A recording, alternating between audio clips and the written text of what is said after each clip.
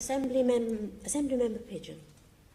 Thank you. I've got three specific questions I would like to ask you. To fulfil your vision, your modelling shows you're going to need a nursery in place by 2020 and another 2 years later. I'm pleased you've made progress on this in your work. We're rapidly approaching 2018 now. Are you confident the funding's going to be in place and that they will be completed on time?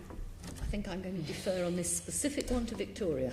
Well, you're absolutely right. That is what it has been identified. Of course, a lot of it is contingent on how quickly we can encourage the developers to get going with all of this. And there is a much broader conversation on education provision, which we're having with the local authorities in any event, as to whether that early years provision should be standalone or whether it should be part of a wider offering. And we've got a good working assumption now with the local authorities in terms of which schools need to be provided when, and also the broad location. What you're asking is, do we have the sort of very detailed delivery plan, which is soon to lead a contract for that? We're not there yet, but there's an awful lot of work going on in place in support of that. Will we be where we need to be by the time we need to be? Yes, we will be, but it is contingent on how quickly we can encourage many of these consents we've noted today to actually get on and build. As the planning authority, we're in a very strong position to ensure that the commitments that we've secured through Section 106 are delivered. And that's probably all I need to say. Okay, but I think in terms of childcare, you've got to build that in. If you've got family housing, there's no point if you want to encourage families there. Another area in terms of your vision, I think your plans for secondary care, to be honest, are lacking. It's clear A&Es in London are struggling. Charing Cross, 30 minutes away, is the nearest A&E. 29% increase in the past 2 years. What are you doing specifically to increase A&E capacity to support your development? Well, you'll be aware of the various reviews that have happened and are underway and ongoing in relation to A&E in this particular part of West London.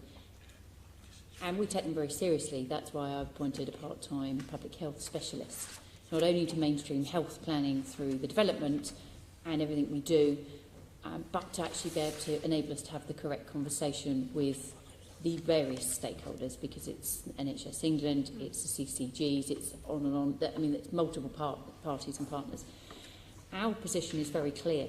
We're not the commissioning authority. We are not the provider of. We are there to support the organisations that make the decisions on A&E and where the investment goes, what stays open, what doesn't, what moves. Those decisions are not taken by us.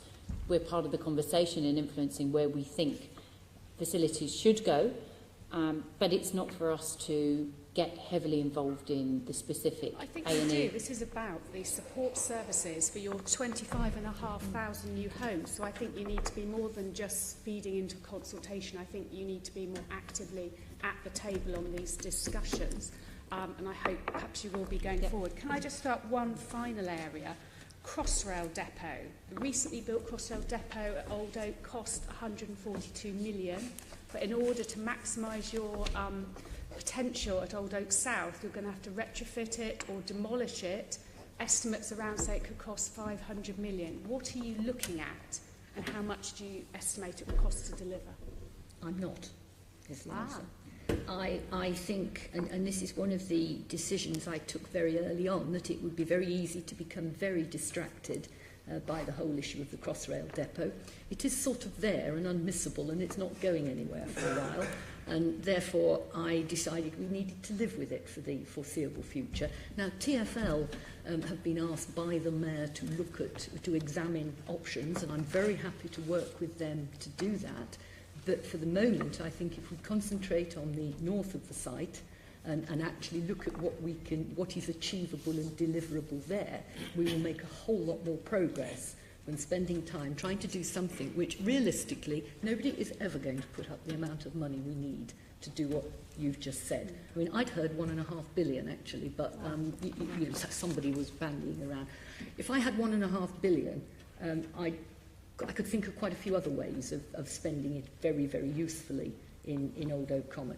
So I think, in summary, we are where we are.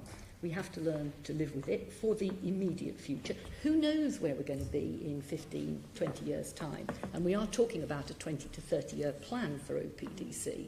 So, you know, all manner of different things may happen way on into the future, with the Crossrail depot, with the contracts for the trains, with use for other depots and everything. So I think it's a distraction. Thank you, very clear. Thank you.